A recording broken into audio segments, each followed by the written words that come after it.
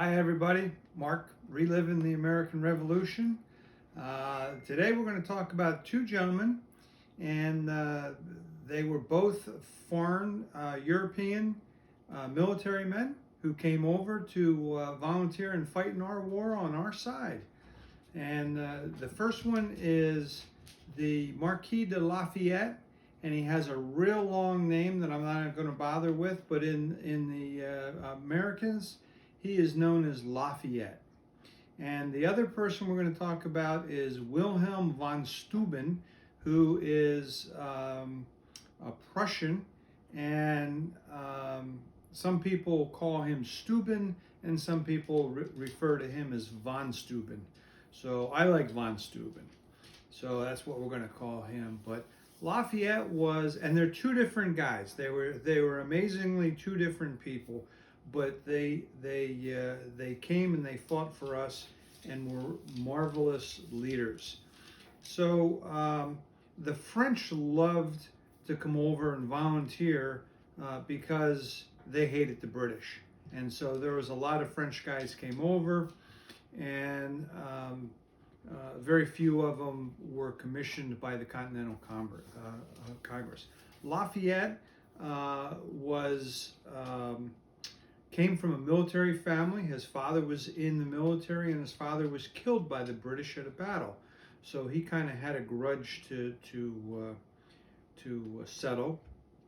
He went to all military schools, was in a military regiment in France, and at the age of 18, he convinced the French government that he was needed in America and wanted to go. And the government said, okay, fine. The Continental Congress could not pay him, and they could not pay for his travel to come over. So he bought a ship because he came from a very wealthy family. He bought a ship, sailed to America, and met with the Continental Congress, who made him a major general because, one, he spoke English. Two, he was a Freemason, which was a big organization back then, and he provided all his own money and stuff. So that was, and so he was commissioned in July and met with George Washington for dinner in August. A couple weeks later, Washington came to Philadelphia to brief the Continental Congress. They hit it off immediately. Washington loved his enthusiasm, liked his military background, although he had no experience, but he went to all these schools and he was smart. But it was his enthusiasm, and the two bonded like no other. Some people say that Lafayette was the son that Washington never had. The letters between the two are still available, and Lafayette was the only guy that Washington could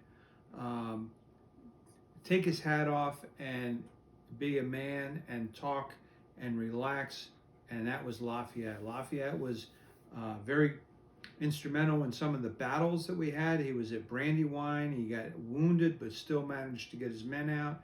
And he was down south with Greene that we just talked about. He was at the Battle of Monmouth, and then finally he held up the General Cornwallis on his way to Yorktown, so that the American army could get down from the north down to Yorktown and do the siege. He was loved by the Americans. Greene loved him. Everybody that came in touch with him just thought he was a wonderful guy. He was a great leader. He went back to France after the war and lived a good life. On the other side, Wilhelm von Steuben was a Prussian military officer, and he had an ego the size of New York City. Made up this story that he was a relative or a descendant of some Prussian famous military guy. shows up. He's got this entourage of people that are all dressed out. He's got this Great Dane, and people were questioning whether or not he's going to survive.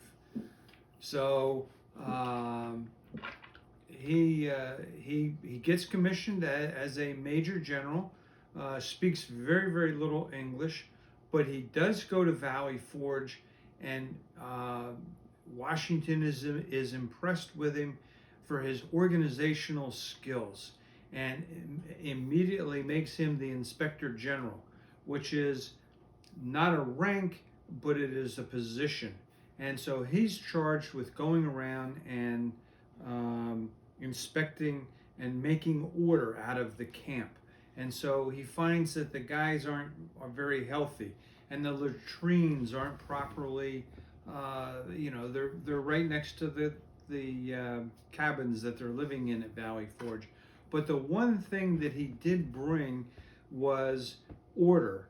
He started having the men practice military drills, and he started to teach them how to use a bayonet, how to march, how all these things that they never learned.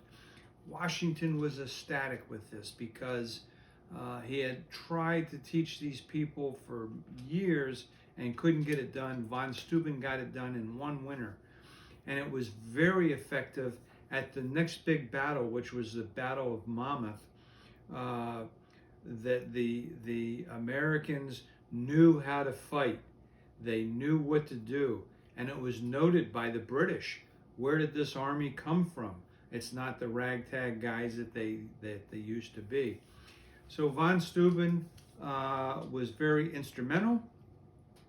He finally learned English, and he also went back to his home country when he was done. These two guys were just a few of the European military officers that came over, but they were the most active and the most they were just in the right place at the right time. 200 years later, the United States Navy named two of their submarines after von Steuben and Lafayette. I'm being attacked by my dog here. So that's how important they were, and influential they were. So there you go.